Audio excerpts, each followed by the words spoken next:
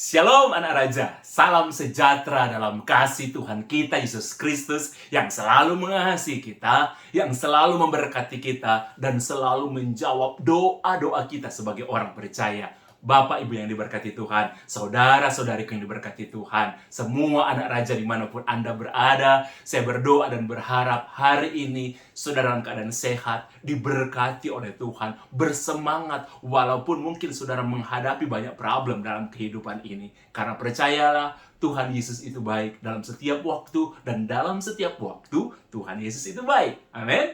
Kita berjumpa dalam sharing firman-Mu Pelita. Mari sama-sama kita buka firman Tuhan hari ini yang saya ambil dalam Matius pasal yang ke-7, ayat yang ke-24 sampai ayat yang ke-27. Sekali lagi, Matius pasal yang ke-7, ayat yang ke-24 sampai ayat yang ke-27.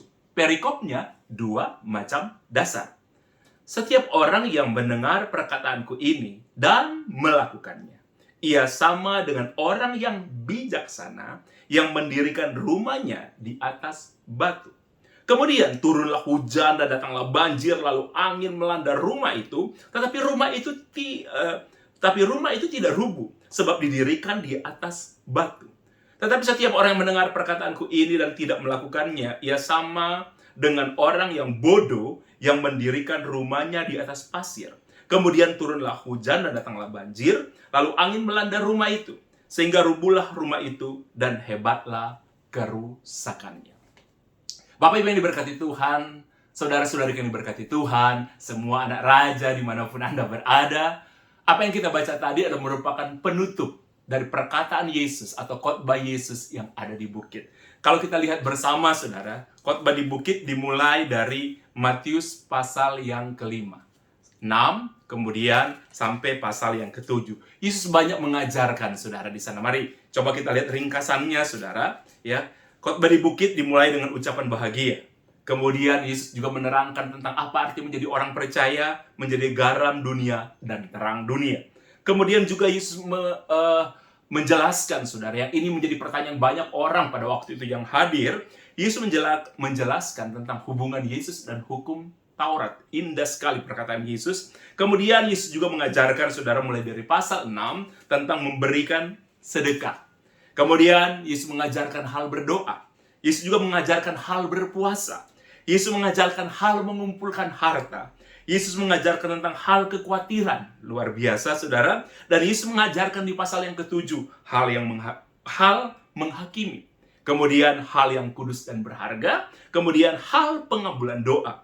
Kemudian Yesus juga mengajarkan jalan yang benar. Kemudian ini yang juga penting, Yesus mengajarkan tentang hal pengajaran sesat. Kemudian di penutupnya, Yesus mengajarkan tentang dua macam dasar. Bapak Ibu yang diberkati Tuhan, saudara-saudari yang diberkati Tuhan, semua anak raja dimanapun ada, menarik sekali apa yang Yesus katakan. Dan orang firman Tuhan katakan setelah Yesus mengucapkan semua itu, semua yang dengar saudara di sekitar itu takjub. Karena Yesus mengajar sebagai orang yang berkuasa. Bukan sekedar mengajar dogma, bukan hanya mengajarkan sesuatu yang menjadi standar hidup masyarakat yang diajarkan oleh ahli-ahli Taurat dan orang Farisi, tapi Yesus mengajarkan dengan penuh kuasa. Jadi setiap perkataan Yesus itu ada kuasanya. Dalam arti ada urapannya. Dan ini disampaikan oleh Tuhan sendiri. Yesus adalah Tuhan yang menjelma manusia. Dan Yesus menyampaikan pengajaran ini. Yesus bilang di penutup tentang dua macam dasar. Yesus bilang kalau orang Kristen yang bijaksana, orang percaya yang bijaksana, mendengarkan firman Tuhan, kemudian melakukannya. Itu orang yang Kristen yang bijaksana. Jadi melakukannya, bukan hanya mendengar, tapi melakukannya. Jadi firman Tuhan, saudara, bukan hanya kita dengar. Ada banyak orang euforia dengan firman Tuhan, suka dengan firman Tuhan, rasa nggak enak kalau nggak ke gereja hari Minggu, ya kan? Dengar firman Tuhan, dia dikuatkan, ya, dia dihibur, dia ditegur, tetapi saudara, dalam prakteknya perintah-perintah firman Tuhan tidak kita lakukan. Yesus berbicara tentang hal kekhawatiran. Yesus berbicara tentang hal menghakimi. Yesus bahkan berbicara tentang pernikahan dan lain sebagainya. Ada banyak orang suka Kristen, sekali lagi saya ingin bilang kepada saudara, suka dengan janji-janji firman Tuhan, tapi tidak suka melakukan perintah firman Tuhan. Sekali lagi saya ingin mengatakan ini kepada saudara. Oke, Yesus bilang begini, orang yang bijaksana, dia suka dengan firman Tuhan, dia suka dengan janji-janji firman Tuhan, tetapi dia suka juga melakukan hal-hal yang diperintahkan oleh firman Tuhan. Karena kadang-kadang saudara kita hanya mendengar khotbah tentang janji-janji firman Tuhan. Kita mendengar engkau akan diberkati, engkau akan disertai, tapi kebenaran yang lain saudara kita tidak melakukan. Ya, Tuhan bilang begini, ya kita harus bekerja, kita harus menjadi orang rajin. Oke, kita nggak boleh menghakimi. Oke, saudara, itu dikatakan oleh firman Tuhan. Sedangkan Yesus bilang kayak gini, saudara. Sedangkan orang bodoh adalah orang yang mendengarkan perkataan firman Tuhan, tapi tidak melakukannya. Akan ada perbedaan, saudara. Kekristenan itu ada dua. Orang Kristen itu ada dua. Yang mendirikan iman Kristennya di atas batu, dan mendirikan iman Kristennya di atas pasir. Saudara tahu, saya punya seorang sahabat yang seorang juga arsitek. Dia mengatakan salah satu yang paling lama dalam membangun sebuah bangunan atau sebuah gedung, salah satu yang paling lama prosesnya itu fondasi. Fondasi itu karena akan menentukan kuat tidaknya sebuah bangunan, bertahan tidaknya sebuah bangunan, itu akan sangat ditentukan oleh fondasi yang kuat. Makanya pembuatan fondasi itu memakan waktu yang cukup lama. Oke, karena kalau fondasi yang kuat, rumah pasti kuat. Sedangkan saudara, Yesus mengatakan ada dua orang yang mendirikan rumah. Ibaratnya saudara ya, satu di atas batu, satu di atas pasir. Kalau yang mendirikan rumah, kalau dilihat sepintas selalu sama-sama tidak ada bedanya. Yang mendirikan di atas pasir maupun di atas batu. Mungkin didirikan sama-sama indahnya. Didirikan sama-sama bagusnya. Sama-sama keren. Jadi apa yang akan membedakan? Ketika masalah datang, ketika angin badai datang, ketika saudara sesuatu datang, rumah yang didirikan di atas batu, dia tetap akan bertahan. Sedangkan rumah yang didirikan di atas pasir, ketika ada angin yang melanda, badai yang melanda, roboh. Bahkan Yesus mengatakan begini, dan hebatlah kerusakannya. Bukan cuma roboh, rusak, saudara. Sampai Yesus mengatakan, hebatlah kerusakannya. Saudara yang diberkati Tuhan, mari kita menjadi orang Kristen yang mendirikan iman kita, kekristenan kita di atas batu. Apa batu itu? Batu itu melakukan firman Tuhan. Jadi hidup kita itu sesuai dengan firman Tuhan. Jadi hidup kita berdasarkan itu firman Tuhan. Ada banyak orang sekali lagi suka dengan janji firman Tuhan, tapi tidak suka dengan perintah-perintah firman Tuhan. Oke? Saudara, ada banyak perintah firman Tuhan yang kita harus taat. Jangan berzina. Itu ada. Yesus pun mengatakan seperti itu, saudara. Oke, jangan menghakimi, itu ada. Kadang-kadang saudara, sekali lagi kita hanya suka mendengar perintah berkat-berkat Tuhan, janji-janji firman Tuhan, tapi tidak melakukan apa yang dikatakan oleh firman Tuhan. Bahkan saudara, kadang-kadang orang pelayanan itu dibangun berdasarkan hanya euforia. Hanya sepertinya keren pelayanan itu, penuh wow, luar biasa. Tetapi saudara, ketika badai datang, itu akan menentukan gereja, iman, pelayanan, pekerjaan, keluarga kita sebagai orang Kristen dibangun di atas batu atau dibangun di atas pasir. Salah satu contoh yang paling menarik, saudara, itu ketika 2 tahun ini kita menghadapi apa yang disebut dengan corona. Ini menarik, saudara. Saudara tahu di berita, itu terjadi kepada orang Kristen maupun bukan, tapi lebih baik saya bahas ke orang Kristennya, saudara. Angka perceraian cukup besar di masa COVID ini. Ya kan? Angka saudara hamba-hamba Tuhan yang mengalami pergeseran yang cukup besar, itu cukup besar, saudara, di masa-masa COVID seperti ini. Semua kita, saudara, diuji. Semua kita, bisnis pun diuji. Pelayanan kita itu diuji. Di atas dasar apa? Ketika badai COVID itu datang. Oke. Di atas dasar apa kita membangun gereja kita? Di atas dasar apa kita membangun pelayanan kita? Di atas dasar apa kita membangun gereja kita? Itu teruji di masa-masa ini. sangat-sangat teruji. Atas dasar apa saudara membangun pelayanan saudara? Atas dasar apa saudara membangun pernikahan saudara? Padahal kadang-kadang orang itu kelihatan, wow keren, melayani penuh dengan semangat. Pernikahannya beres-beres aja. Iya, kelihatannya. Karena saudara di dalamnya kita nggak tahu. Saudara yang diberkati Tuhan. Sekali lagi firman Tuhan mengingatkan kepada kita, Yesus mengingatkan kepada kita, menjadi orang Kristen bukan hanya mendengarkan firman Tuhan, bukan hanya melayani, bukan hanya datang ke gereja, bukan hanya aktif untuk datang ke gereja, tapi jadilah orang Kristen yang aktif datang ke gereja, aktif mendengarkan firman Tuhan, tetapi juga aktif melakukan firman Tuhan. Sekali lagi, bukan hanya menjadi orang yang melayani firman, yang melayani Tuhan, bukan hanya orang yang aktif mengatakan amin dengan firman Tuhan, tapi juga saudara-saudara menjadi orang Kristen, saya dan saudara menjadi orang Kristen yang aktif dalam melakukan firman Tuhan. Ada banyak perintah firman Tuhan yang kebanyakan kadang-kadang kita sebagai orang percaya, kita menolaknya, kita tidak melakukannya. Tapi biarlah hari ini, sekali lagi ini merupakan penutup dari khotbah Yesus di bukit. Yesus mengajarkan banyak hal, saudara. Kalau saudara baca dari pasal 5 sampai pasal 7, saudara harus baca itu. Oke, ini sangat mendasar sekali. Sangat-sangat mendasar sekali. Itu berbicara tentang hubungan kita dengan Tuhan, hubungan kita dengan diri kita sendiri, dan hubungan kita dengan sesama. Oke, dan hubungan kita, saudara, orang percaya dengan dunia ini. Saya berdoa dan berharap ketika saudara mendengarkan firman Tuhan hari ini, saudara mulai membangun kembali hidup saudara. Sehingga saudara mendirikan pelayanan saudara, kehidupan pernikahan saudara, itu berdasarkan firman Tuhan. Bukan hanya saudara dengar, tapi saudara juga mau melakukan firman Tuhan itu dalam kehidupan sehari-hari. Saudara mau melakukan firman Tuhan dalam pernikahan saudara. Saudara mau melakukan firman Tuhan dalam kehidupan sehari-hari. Sekali lagi saudara, seperti saya pernah bilang sama saudara, jangan menjadi orang Kristen yang bercahaya di hari Minggu, tapi berbahaya di hari Senin sampai hari Sabtu. Jangan sampai kita menjadi orang Kristen seperti itu. Jadilah orang Kristen, saudara, yang punya dasar yang kuat. Sehingga kalau ada angin datang, kalau ada badai datang melanda hidup saudara, ya semua pekerjaan saudara bisa dilanda oleh badai. Apakah orang baik maupun orang jahat, atau saudara-saudara mendirikan rumah di atas dasar yang batu maupun pasir, semua hidup kita, saudara, bisa saudara kena masalah. Pernikahan kita bisa kena masalah. Sebaik apapun saudara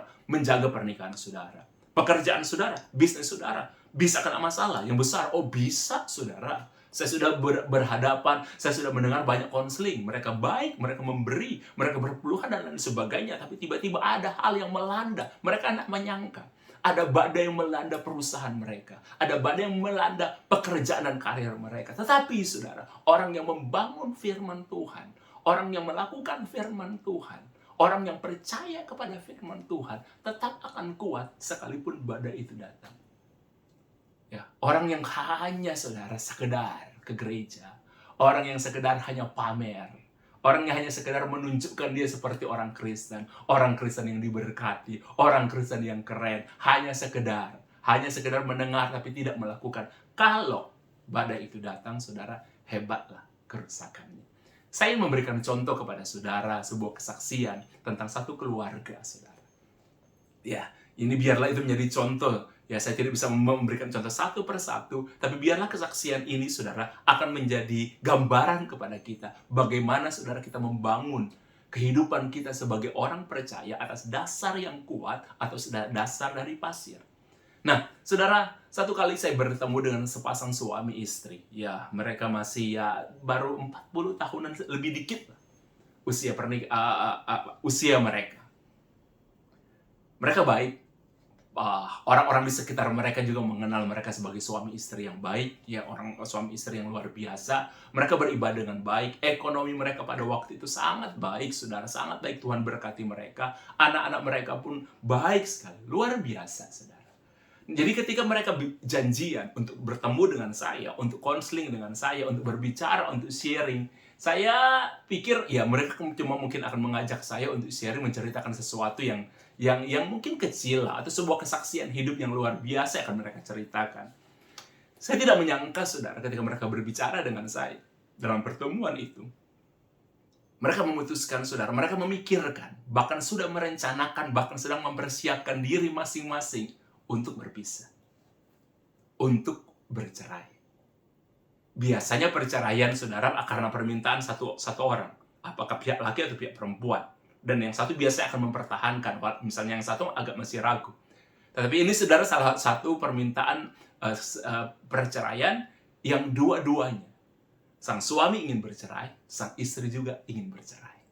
Seperti biasanya mereka masih punya perasaan cinta, tapi mereka bilang pernikahan ini nggak bisa dipertahankan.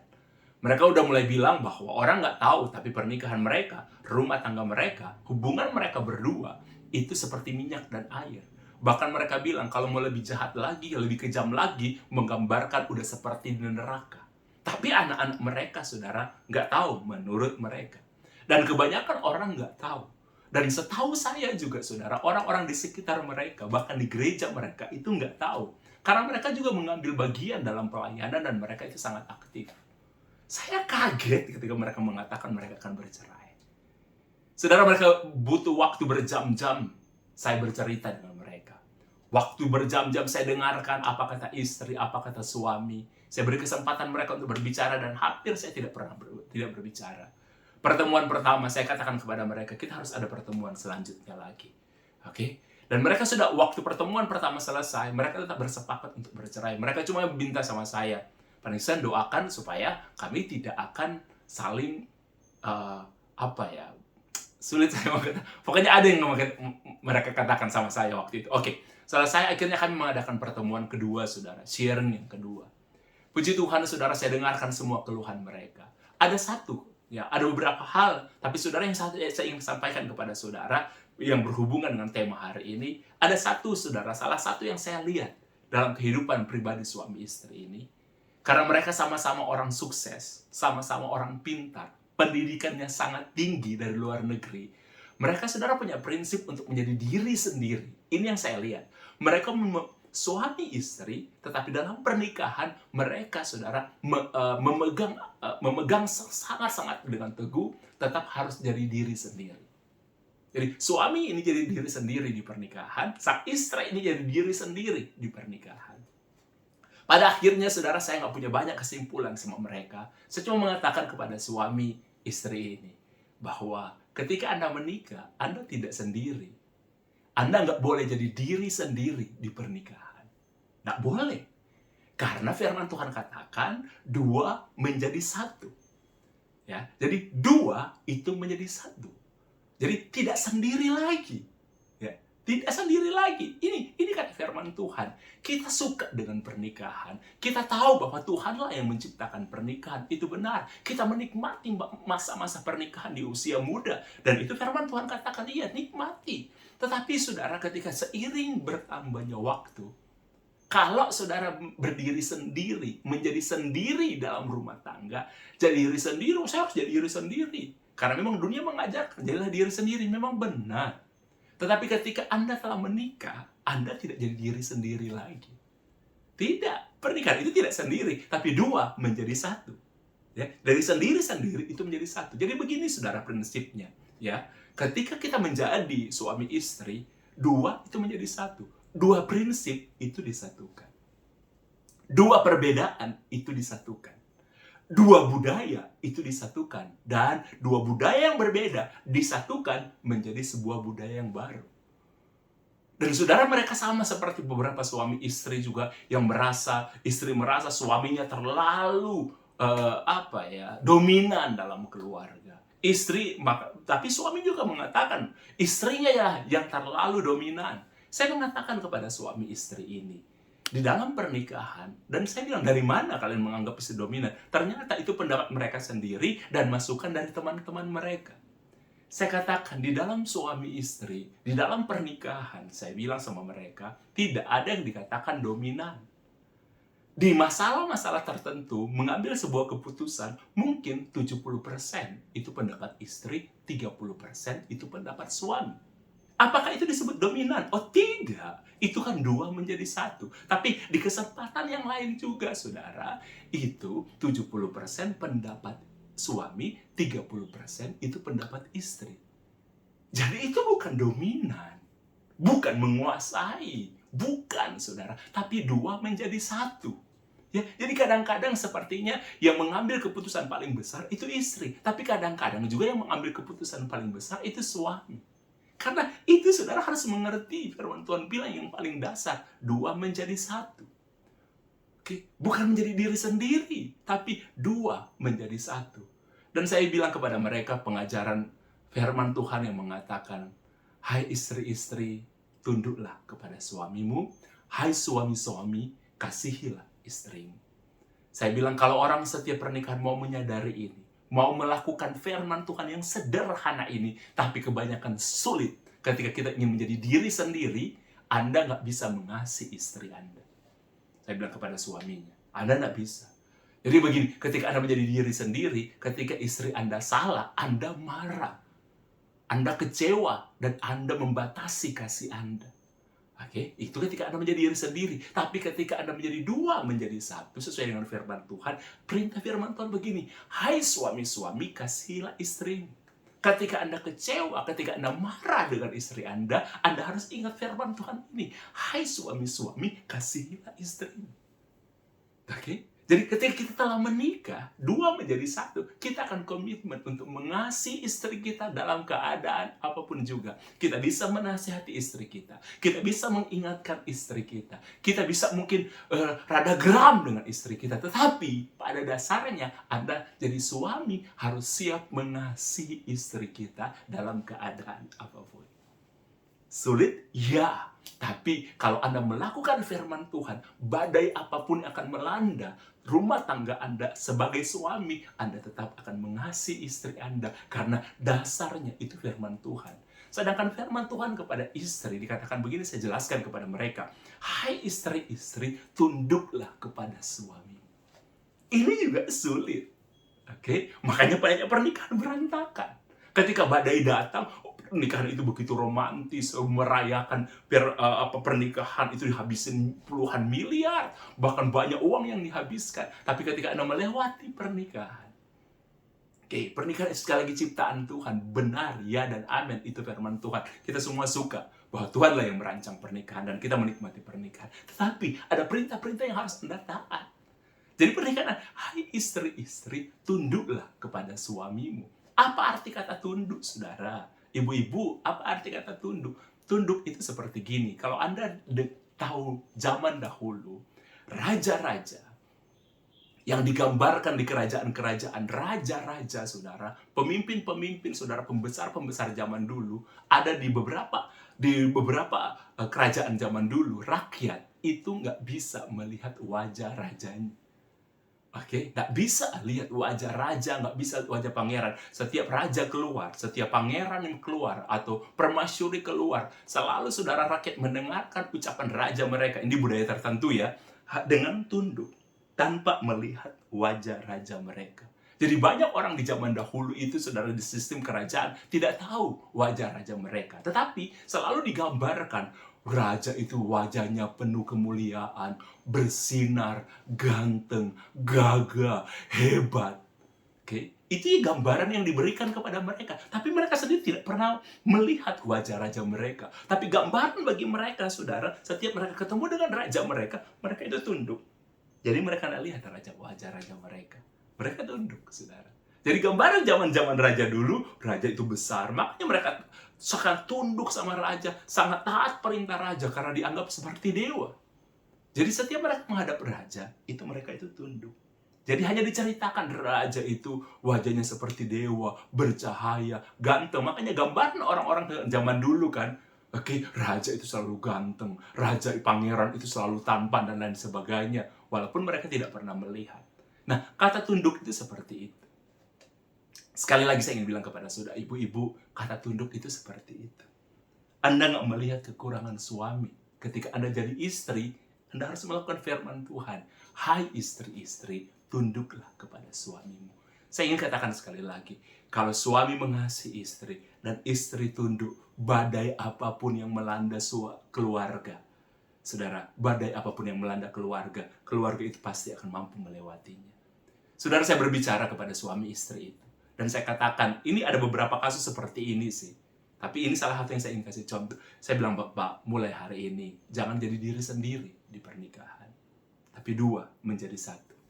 Jadi bukan diri sendiri lagi. Saya bilang sama ibu itu, Ibu, firman Tuhan mengatakan, dua menjadi satu. Jadi nggak boleh diri sendiri. Jadi diri kita satukan dalam keluarga. Dan kita menciptakan sesuatu yang baru. Dan yang paling utama itu, suami pemimpin, iman. Sedangkan istri itu penolong. Berfungsilah seperti itu. Itu firman Tuhan. Jadi jangan hanya dengar firman Tuhan. Jangan hanya berjanji di gereja. Tapi mau melakukan dalam kehidupan sehari-hari. Saudara, saya ingin katakan kepada saudara. Saudara, saya ingin bersaksi kepada saudara. Ketika akhirnya mereka mulai taat. Sulit, saudara, bagi suaminya. Sulit bagi istri. Saya bilang begini, beri waktu 1 tahun untuk Anda berdua melakukan firman Tuhan. 1 tahun. Lama sekali Pak Nixon. Coba aja. Dan saya bilang kepada suami istri ini, saya dan pendua akan berdoa buat Anda setiap hari. Supaya Anda melakukan firman Tuhan. Ya kan? Saudara, kami hamba Tuhan. Tidak bisa saudara mengingatkan selalu begini-begini. Enggak. Saya selalu mengatakan kepada orang-orang yang saya kenal bahwa kami berdoa bagi mereka tiap hari. Dan para pendoa saudara berdoa menyebut nama keluarga ini tiap hari. Oke, tiap hari. Dan selalu saudara para pendoa saya kasih nomornya. Ya kan, saya bilang kepada suami istri ini, mereka akan kasih ayat. Karena memang pendoa bilang, kami akan kasih ayat tiap hari. Dan dikasih ayat.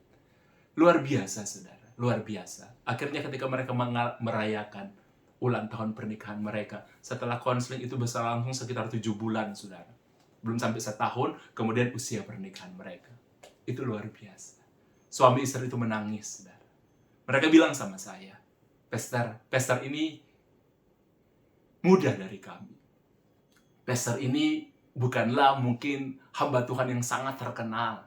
Tapi kami nyaman memang berbicara dengan pastor. Kami sangat nyaman berbicara. Dan orang-orang juga bilang, mereka nyaman berbicara dengan pastor. Saya selalu bilang sama, beberapa orang bertanya sama saya, Pastor Nixon, kenapa sih orang suka konseling dengan Anda? Kenapa orang suka menyampaikan kesaksian dan Anda mendengarkan banyak kesaksian dengan mereka? Saya selalu bilang, ketika saya berbicara, ketika saya konseling, ketika orang berbicara, saya hampir tidak pernah berbicara. Saya jarang sekali bicara kalau dalam konseling. Jarang sekali. Ya, memberikan nasihat, misalnya seorang pengusaha harus seperti ini, enggak.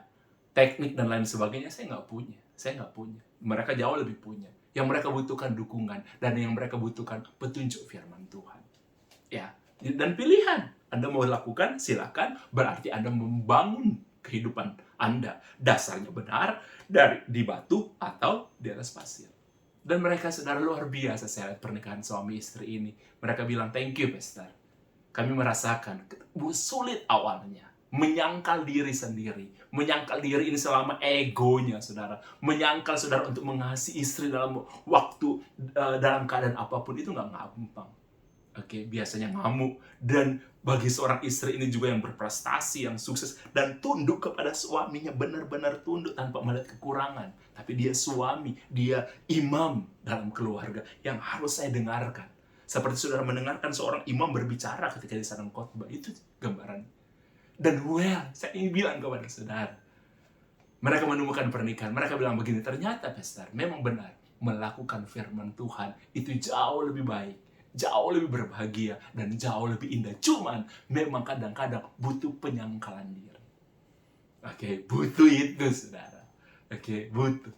Saudara, satu lagi kesaksian yang saya ingin sampaikan kepada saudara. Beberapa tahun yang lalu, ini sebuah kisah yang sederhana. Tapi ini juga kisah yang sering saya ceritakan kepada beberapa orang ketika mereka konseling tentang pernikahan. Bagaimana menjadi dua itu menjadi satu. Bukan menjadi diri sendiri, tapi dua menjadi satu. Nggak boleh di pernikahan Anda menjadi diri sendiri, nggak boleh. Ya, tapi dua menjadi satu, menjadi diri yang baru. Identitas yang baru. Kalau jadi diri sendiri, saudara akan berantem semua. Jadi, sendiri-sendiri disatukan, saudara, menjadi diri yang baru. Nah, saudara, saya punya seorang sahabat. Saya sering menyampaikan kesaksian ini beberapa pernikahan muda, di beberapa pernikahan juga yang sedang bermasalah. Tentang arti tunduk, arti mengubah diri ketika masuk dalam pernikahan. Saya punya seorang sahabat, beliau seorang gembala. Beliau salah seorang sahabat yang telah berpuluhan tahun bersama dengan saya. Salah satu sahabat yang akan saya pertahankan seumur hidup saya. Salah satu sahabat yang saya kagumi, yang saya hormati. Ya kan? Salah seorang sahabat yang sangat-sangat bagi saya ada selalu dalam hati saya, dalam pikiran saya, dan doa-doa saya. Beberapa tahun yang lalu beliau menikah, saudara. Satu kabar kejutan juga bagi saya dan bagi teman-teman terdekat beliau. Beliau menikah, saudara. Dan Tuhan memberikan, beliau menikah di usia emas, di usia 50 tahun, dan dia mendapatkan seorang istri juga. Saya sering bilang, luar biasa teman saya ini. Dia menikah di usia emas, dan memang dapat istri juga emas.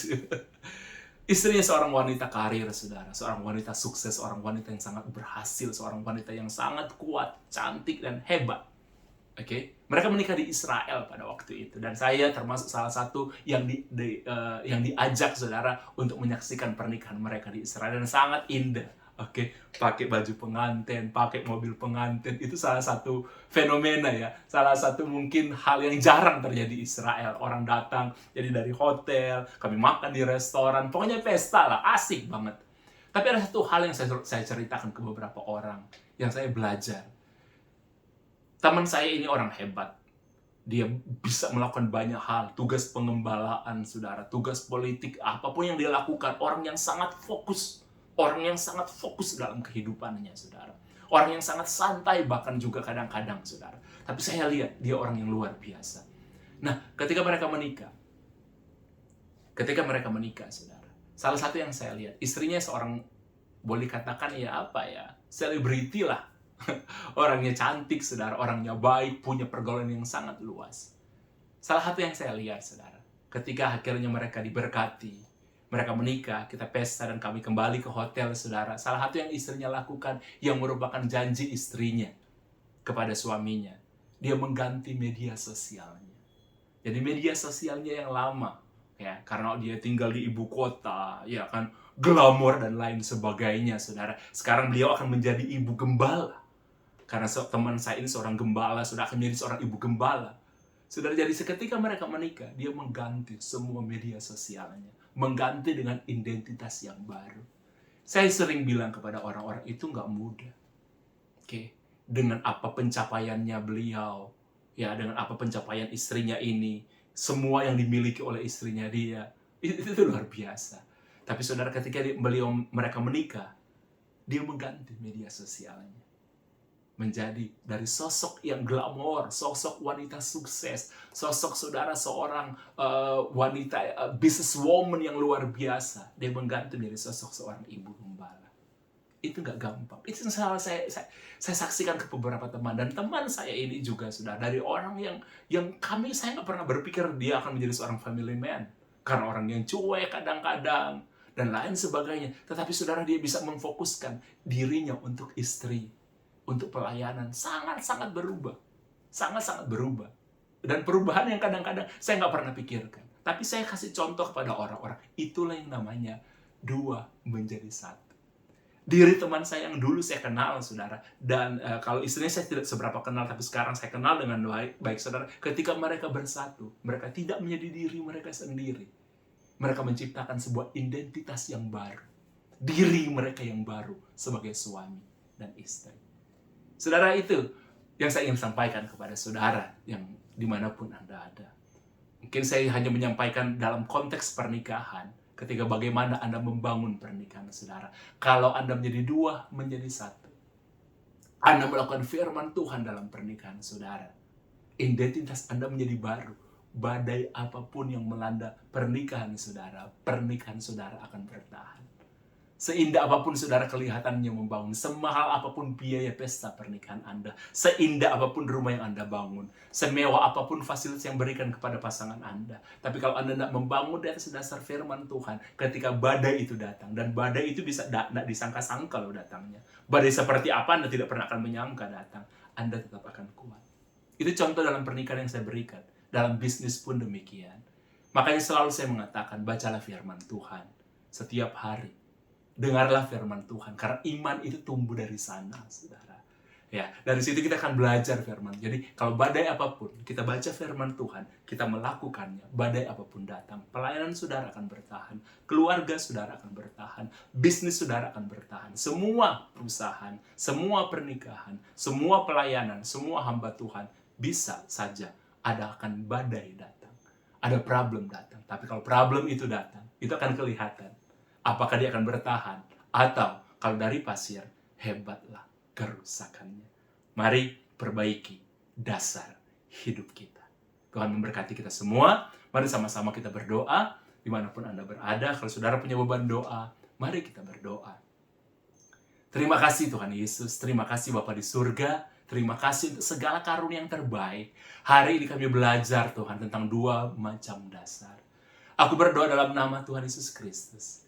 Dimanapun Tuhan, anak raja berada, Bapak Ibu berada, saudara-saudaraku berada, di dalam nama Yesus. Beri mereka kemampuan Tuhan untuk bersuka cita ketika mereka mendengarkan firman Tuhan. Dan mereka juga bersuka cita ketika melakukan firman Tuhan. Sehingga firman Tuhan itu bukan hanya sekedar yang didengar, tapi hidup dalam pernikahan mereka, hidup dalam bisnis mereka. Mereka hidupi juga dalam karir mereka, dimanapun mereka berada. Aku berdoa yang sedang menghadapi tantangan, Engkau yang akan menguatkan. Di dalam nama Tuhan Yesus Kristus, kekuatan dari Tuhan atas hidupmu. Kekuatan dari Tuhan atas hidup. Terima kasih Tuhan, kami berdoa dalam nama Tuhan Yesus Kristus. Haleluya, puji Tuhan. Amin. Bapak Ibu yang diberkati Tuhan, saudara-saudari diberkati Tuhan, setiap anak raja yang diberkati Tuhan. Kalau Anda diberkati dengan firman Tuhan ini, Anda boleh like, Anda boleh subscribe, atau Anda boleh bagikan kepada teman-teman supaya bisa jadi berkat. Terima kasih, Tuhan memberkati kita semua. Tetap semangat di dalam Tuhan. Haleluya.